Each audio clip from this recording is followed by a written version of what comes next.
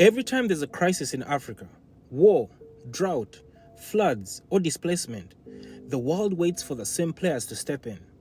The UN, Red Cross, big NGOs, and let's be real, they often do more managing of suffering than solving it.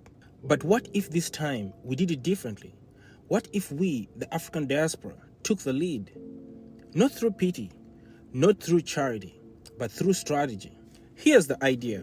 We create diaspora-funded humanitarian cooperatives. Think of it like a Pan-African emergency bank. But instead of just cash, we store real resources. Grain and staple food from African farmers. Sanitary pads and health kits for girls. Sleeping bags, tents, and shelter for displaced people. Water purification kits. Medicine stockpiles. We buy these resources before the crisis hits.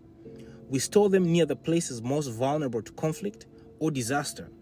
And when the inevitable happens, because sadly it always does, we don't wait on international bureaucracy.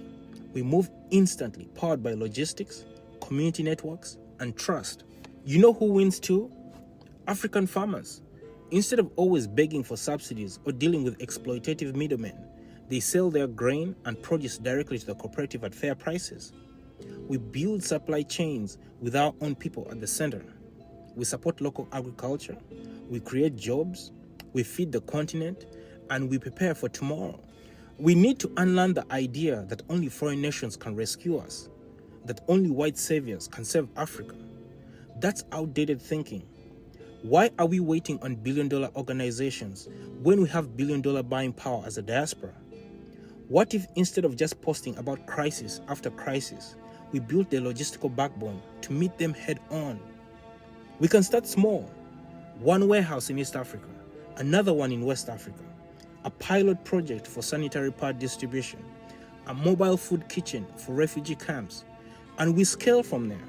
This isn't just about relief. It's about agency. It's about legacy. It's about never having to ask again. We don't need to be helpless witnesses to every flood, every famine, and every civil war. We can be fast responders. We can be solution architects. We can be the safety net we were never given. So before I go, it's time we took Africa's humanitarian future into our own hands. The model is simple. Diaspora funding, African suppliers, localized storage, rapid response, full dignity. We don't wait for the world to care. We prepare, we unite, we feed us. Let's make this the beginning of a diaspora relief economy where aid doesn't come from pity, but from power. Let's move.